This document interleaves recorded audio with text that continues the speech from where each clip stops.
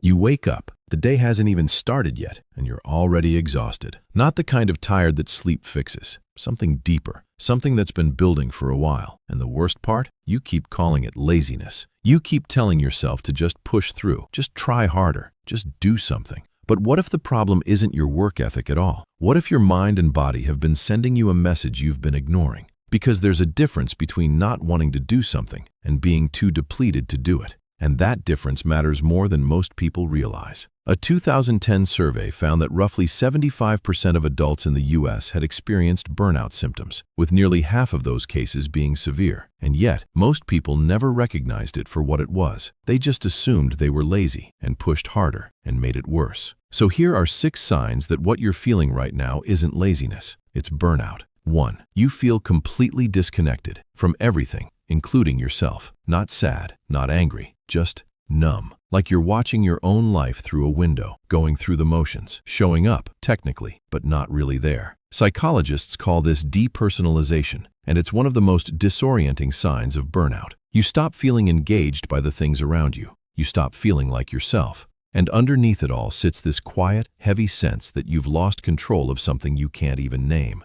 A lazy person doesn't feel that. A lazy person feels perfectly fine doing nothing. You don't feel fine. You feel hollow, and that's not the same thing. 2. You used to care. You used to push. Here's the thing about laziness. It's consistent. A person who's truly lazy has always been that way. They never had the drive to begin with, but you did. There was a version of you that was motivated, that set goals, that showed up, maybe even excelled. And somewhere along the way, that person got buried under the weight of too much, for too long, with too little recovery. That shift, from driven to drained, isn't a character flaw, it's a symptom. And it means something happened to you, not something that was always wrong with you. 3. The things you loved now feel empty, or worse, exhausting. This one hits differently, because it's not just about work or productivity. It's about the things that used to light you up. A hobby, a craft, something you chose, not because you had to, but because it made you feel alive. Burnout has a way of hollowing that out too. You might still do it out of habit, but the feeling is gone. Or you avoid it entirely because it reminds you of how much you've changed. Some people even start to resent the very thing they once loved, because that thing was part of what pushed them past their limit. That's not laziness, that's grief, and it deserves to be treated that way. 4. Your emotions have become unpredictable. Small things set you off. You snap at people you care about. You feel irritated for no clear reason, and then guilty for feeling irritated. This emotional volatility is one of the most overlooked signs of burnout, because it doesn't look like exhaustion from the outside.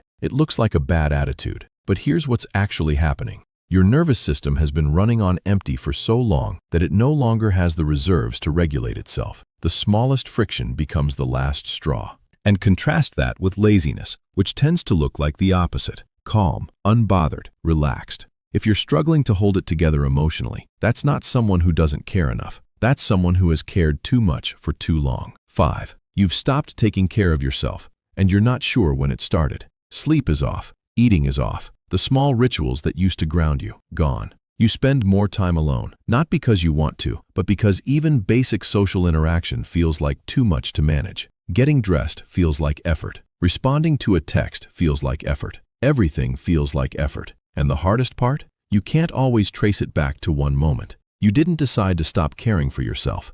It just happened, quietly, gradually, until one day you looked up and realized you'd been running on fumes for longer than you even knew. 6. This didn't happen overnight. It built in stages.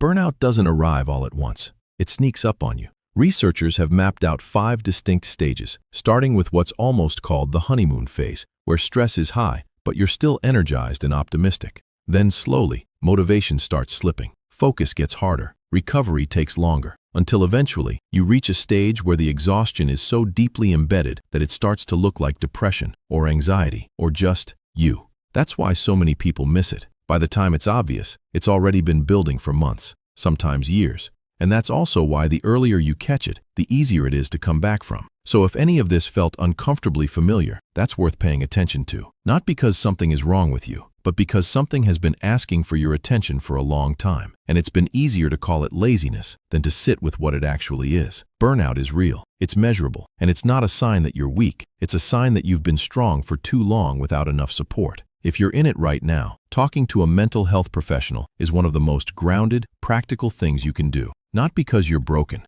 because you deserve to actually recover, not just push through. And if this video helped something click for you, subscribe, because understanding what's actually happening inside you is always the first step toward changing it.